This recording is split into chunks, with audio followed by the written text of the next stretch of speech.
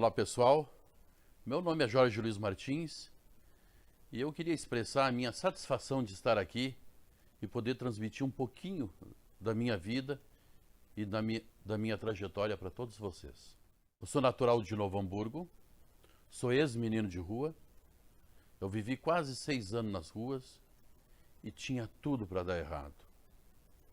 Mas eu contrariei a todos e a tudo. Porque enquanto todos caminharam numa direção, eu fiz uma direção ao contrário. Eu fiz um caminho inverso. Na época, ninguém dava nada por mim. Aí vocês vão me questionar, né? Por que o Jorge passou isso? Será que o Jorge passou isso porque ele quis? Não. Eu não passei isso porque eu quis. Eu passei isso porque a vida me impôs esse sacrifício. E talvez essa missão. Eu não tive nenhuma estrutura familiar.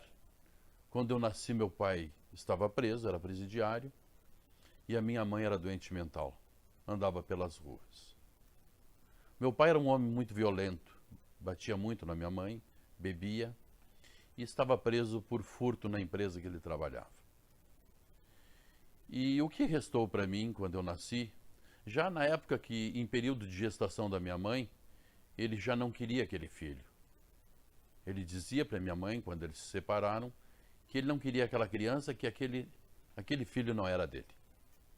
E foi assim, né, nesse estado de beligerância, que eu acabei nascendo. Mas como foi o meu nascimento? A minha mãe tinha uma mãe, que era minha avó, que era a Dona Elvira. E a Dona Elvira, minha avó, ficou com muito pena da minha mãe. Ela morava num barraco, nos eucaliptos, de favor, e ficou com receio que a minha mãe abortasse aquela criança. Porque a minha mãe também dizia para minha avó, quando ela ia lá, que ela ia doar aquela criança, que ela também não queria aquele filho. Que o pai não queria, ela também não queria. Então a minha avó passou a ter uma preocupação, né, muito relevante daquela criança que ia nascer, que era eu que estava ali na barriga da minha mãe. Quando a minha mãe ficou com 7 meses de gestação, ela sentiu muitas dores e foi parar nessa casa, nesse casebre que a minha avó morava. Chegando lá, ela sentia muitas dores e a minha avó percebeu que ela ia ganhar aquela criança, com 7 meses. A minha avó saiu desesperada pelos alambrados, pelo campo, atrás de uma parteira que ela conhecia, que iam às vezes na igreja juntos, porque a minha avó era muito devota. Chegando lá, ela encontrou a parteira e implorou para a parteira que fosse lá fazer o parto da minha mãe. A parteira gostava muito da minha avó, acompanhou a minha avó até esse casebre e lá ela fez o parto, aonde eu nasci. Quando eu nasci, a parteira olhou para minha avó e disse: Dona Elvira, a senhora reza, que só um milagre. Nem a parteira acreditava que eu ia sobreviver, porque eu era muito magrinho, eu não pesei 700 gramas, e a minha avó, desesperada, também não sabia onde é que ia me colocar, porque não tinha berço. Ela olhou em cima de um armário velho e tinha uma caixa de sapatos. Uma caixa de sapatos antiga, grande. Ela pegou, junto com a parteira, mediu e disse: ele cabe nessa caixa de sapatos. E aquela caixa de sapatos foi meu primeiro berço. Por isso que saiu o menino da caixa de sapato no Fantástico, nos jornais de todo o Brasil, né, na televisão, que era a minha história. Aquela caixa de sapato serviu de berço. Os vizinhos vinham de longe, levavam algodão, jornal e fizeram tipo de uma estufa. E ali eu passei a dormir e passou a ser o meu primeiro berço. De noite, os ratos mordiam as minhas orelhas, e eu chorava. E a minha avó, percebendo isso, me colocou no teto, perto das telhas, né, em cima de uma madeira, para que os ratos não mordessem as minhas orelhas. Então, para vocês terem noção de que a minha vida já começou com muita dificuldade, né? Ninguém dava nada por mim. Ninguém imaginava que aquele Jorge que nasceu, que foi criado naquela caixa de sapatos, chegaria aqui onde eu cheguei. E mais, eles não imaginariam o que seria de mim, qual seria o meu futuro. Será que eu iria sobreviver? Bom, isso dependia muito da minha avó. Tudo que eu tinha na minha vida era a minha avó. E a minha avó foi cuidando, foi me tratando com a ajuda dos vizinhos, né? Vinha aquelas damas de leite que davam um pouco de mamar para mim e iam embora, né? Com o tempo foi passando, eu fui me desenvolvendo. Eu acho que eu me desenvolvi mais e estou aqui hoje foi pelo carinho, pelo amor que a minha avó tinha por mim, né? Aquela fé que ela tinha em Deus e que passou essa fé para mim também. E isso me fortaleceu muito. Talvez fosse esse o meio pelo qual eu estou aqui hoje. Talvez eu tivesse uma missão, que muitos dizem que eu tenho uma missão, né? E agradeço a Deus por estar aqui com vocês hoje, por nos oportunizar esse momento que é único, e eu tenho certeza que depois que vocês ouvirem esse meu bate-papo, esse meu relato, vocês não serão mais o mesmo e passam a acreditar mais em você, assim como eu acreditei em mim. Se eu não acreditasse em mim, eu não estaria aqui hoje. Com o passar do tempo, a minha avó era uma pessoa muito doente, ela fumava, ela juntava baganas na rua, né, para fumar, porque ela não tinha dinheiro para comprar. Ela tinha muito medo que acontecesse alguma coisa por mim. E eu também tinha muito medo de perder minha avó, porque tudo que eu tinha era minha avó. Se faltasse a minha avó, eu não teria mais ninguém por mim. E eu fui me desenvolvendo. Quando eu fiz 6, 7 anos, a minha avó batia nas escolas. Se o único futuro para essa criança, para esse meu neto, é o estudo, é a escolarização. Não tem outro futuro para ele, né? Só a escola que pode salvar. Porque a minha mãe vinha lá 15 dias, um mês, aparecia e voltava para as ruas de novo. Então a minha avó era o meu manto protetor. De tanto a minha avó insistir, uma escola que ficava um pouquinho longe de casa resolveu me aceitar. Por que ninguém queria me aceitar e essa escola resolveu me aceitar? Porque eu andava urinado. A minha avó me botou num colchão que ela pegou da rua, que ninguém quis mais, né? Um colchão todo urinado, que secou com o sol e ficava aquele mau cheiro, mas servia para mim dormir. E eu dormia ali. Então quer dizer que eu chegava até a escola, para minha avó me matricular, eles me viam daquele jeito, né? E diziam que não tinha vaga.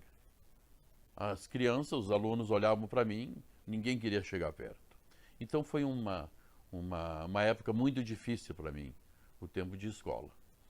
Mas graças a Deus, né, aquele pedido da minha avó, né, aquela fé que a minha avó tinha de conseguir me matricular, chegou o dia.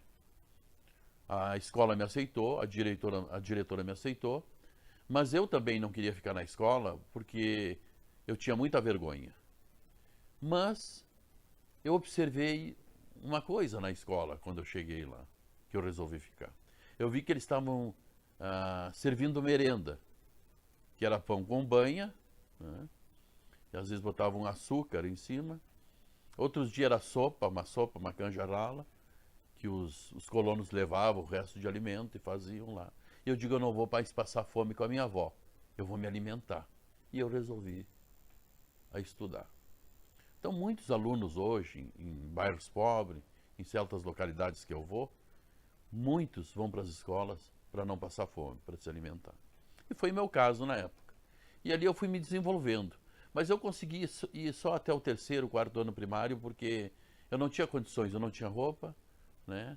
Eu não tinha o guarda-pó, que naquele tempo era tipo de um jaleco, o guarda-pó branco. A minha avó não tinha como comprar, não tinha como comprar material escolar. Eu ganhava dos outros, os outros botavam fora o resto de borracha, de lápis, e eu utilizava aquilo. E em troca disso, eu ficava às vezes de castigo, porque não levava o material, e no intervalo eu procurava roubar as merendas dos alunos, porque eu tinha muita fome. E eles me batiam no intervalo, no recreio, e se tornou um ambiente para mim horrível, traumático. O tanto que eu desisti de estudar. Eu não fui mais para a escola, né? Dizia para minha avó que eu ia para a escola e não ia para a escola. Eu ia pedir comida na rua, ia roubar pão na porta dos armazéns para levar para minha avó. E a minha avó desconfiava. O que está fazendo, né? Tu está roubando? O que tu está fazendo? Até que um dia ela viu que eu não estava mais indo para a escola porque eu não tinha mais ambiente. Mas a minha vida foi se desenvolvendo. Naquela época minha avó já tinha ganho uma galinha, fizeram um cercadinho, né? Para minha avó me alimentar, que aquela galinha ia colocar um ovo, e ela ia me alimentar com aquele ovo. Muitas vezes a galinha não colocava o ovo, a minha avó forçava lá com os dedos, né? Saiu o ovinho meio mole, e ela dava para mim me alimentar e aquele ovo me alimentava. Nós vivíamos muito de favor. Muitas vezes a minha avó dividia o pão, virava de costas, fazia de conta que está comendo para deixar para mim. Então, para vocês terem noção como foi o início da minha vida. Porque muitos hoje às vezes têm tudo e não dão valor àquilo que têm. E tudo que eu tinha era minha avó. Mas aquele receio que eu tinha de perder minha avó estava chegando. A minha avó estava muito doente, eu já tinha 10 para 11 anos de idade, e um certo dia a minha avó adoeceu e ela dormia num lastro, apoiado por tijolos, e dali ela não levantou mais. E eu tinha muito medo porque eu não sabia o que ia ser de mim, para onde eu iria se a minha avó falecesse. Num dia posterior àquele dia que a minha avó não levantou mais da cama, daquele lastro, chegou uma senhora de chinelinho de dedo, muito pobre, muito humilde, disse: "Tu é o Jorge Luiz?" Eu digo: "Sim, eu sou o Jorge Luiz." "Eu sou tua tia." Ali eu descobri que eu tinha uma tia. "Onde é que está a tua avó?" Eu levei ela até a minha avó, deitada.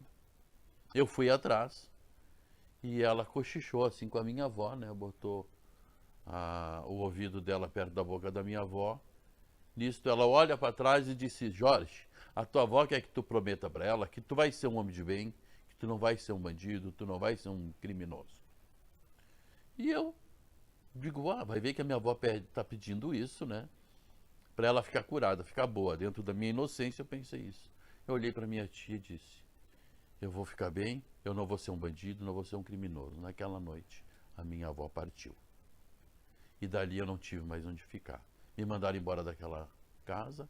Eu passei a dormir nas ruas, embaixo do porão. Um dia a polícia me levou daquele porão. Eu dormi numa cela escura com 11, 12 anos de idade. Fugi da delegacia e andei por 2 anos e meio nas ruas de Novo Hamburgo. Eu dormia no cemitério, porque muitas pessoas me levavam para me fugir das drogas, que eles ofereciam droga para mim.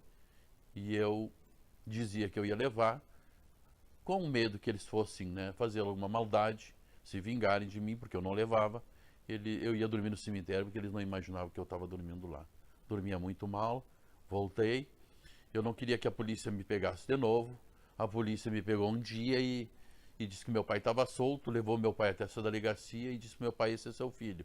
Meu pai olhou e disse: "Não, isso eu não sei se é meu filho. Isso vai ser um bandido, vai ser um criminoso, não vai prestar." E aquilo ficou marcado na minha memória. Naquele dia meu pai me levou para uma casa que ele morava com outra mulher. Eu fiquei 3 meses morando com esse meu pai, apanhando. Ele chegava bêbado, eu tive que fugir. Ele estava louco que eu fugisse mesmo, porque ele não queria ficar comigo. Eu fugi para minha cidade de volta, e de lá eu encontrei um homem que às vezes pagava um lanche para mim e disse: "Tu não quer ir para Porto Alegre? Tu vai ter trabalho, vai ter tudo." Eu digo: "Eu quero." Ele me trouxe para Porto Alegre. Quando chegou aqui, ele me abandonou na rodoviária e eu descobri que ele tinha me trazido para me prostituir. Chegando na rodoviária, eu fui parar na Praça da Alfândega, onde eu parei 2 anos e meio. Depois comecei a limpar o chão da Assembleia, peguei ali uma oportunidade, morava na pensão, de manhã eles tinham me roubado tudo, às vezes me lavava na Praça da Alfândega, fiquei 2 anos e meio perambulando pelas ruas. Depois me pagaram uma carteira de motorista, aprendi a dirigir, num certo momento. Depois eu peguei num hotel. Esse dono do hotel, ele tinha uma vida meio oculta, era um policial aposentado, e ele me acusou de um roubo. Eu acabei indo para um presídio, estava condenado, fui preso trabalhando num táxi que eu não sabia, porque um advogado que me deram era um advogado amigo dele e me ajudou a me incriminar, e eu fiquei 1 ano e 2 meses preso no Presídio Central. Às vezes apanhava, mas eu tinha esperança que um dia eu ia sair de lá e que a minha vida ia mudar. Porque a história da gente, quem faz somos nós. Então é muito importante a gente gostar da gente, a gente saber que nós temos o potencial para conseguir tudo aquilo que nós queremos. Porque o que diferencia o ser humano do outro não é o dinheiro, não é a posição social, não é a cor, não é onde ele está inserido, mas sim a vontade. E essa vontade que eu tive, eu sabia que um dia eu ia sair de lá com um bom comportamento. Acabei saindo do presídio, peguei um trabalho provisório na Santa Casa e nunca mais voltei. Cumpri com a minha obrigação, entrei um dia com uma revisão criminal, Depois eles foram lá, mas eu já estava condenado e isso manchou a minha vida. Até para mim conseguir emprego e tudo, mas não fez com que eu parasse. Eu sabia que eu tinha que continuar e que só tinha uma maneira de eu me salvar: continuar no caminho do bem. Porque a vida nos oferece dois caminhos: o caminho do mal e o caminho do bem. E eu escolhi o caminho do bem. Por isso que eu estou aqui. Senão eu não estaria vivo, já estaria morto. Se eu caísse nas drogas, na criminalidade e desistisse de tudo, eu não estaria aqui hoje. Eu voltei para os estudos depois com mais de 20 e poucos anos. Hoje eu estou fazendo mestrado, tenho 2 pós-graduações, sou professor de educação infantil, sou psicopedagogo. Minha primeira formação foi administração, sou empresário em Porto Alegre, sou editor, sou ator profissional. Trabalho levando a minha vida para as escolas. Já fui patrono de 28 feiras do livro pelo estado. Já fiz mais de 200 municípios aqui, na Feira do Livro, trabalhando nas escolas, fazendo caravana nas escolas e trabalhando meus livros. Eu tenho 7 livros editados. O primeiro livro é o livro biográfico Meu Nome é Jorge, que está sendo adaptado a um longa-metragem Meu Nome é Jorge, onde conta toda a minha história, a verdadeira história do Jorge. Eu não escondo nada aqui. Eu conto tudo para vocês, abrir meu coração para vocês, para dizer que se eu conseguir, vocês também podem conseguir. Ainda mais no tempo de hoje, que nós temos mais oportunidade. Na minha época não tinha conselho tutelar, não tinha abrigo, eu tinha que viver pelas ruas. E eu fui responsável por aquilo que eu quis. Se existe alguém responsável pelo aquilo que nós queremos, é só a gente olhar no espelho. Somos nós mesmos. Não adianta a gente transferir para os outros o sofrimento e se fazer de vítima. Nós temos que ir à luta, trabalhar e conseguir as coisas. Não importa de onde a gente sai. Se a gente quiser ser médico, quiser ser um desenhista, um escritor, um professor, um advogado, se tu botares aquilo na cabeça, tu vai chegar lá e vai ser aquilo que tu queres ser. Hoje eu levo a minha vida para vocês e estou aqui hoje. Eu acho que é uma oportunidade que Deus nos deu de nos comunicar. E quem sabe um dia nos encontrar e nos abraçar. Um abraço no coração de todos vocês.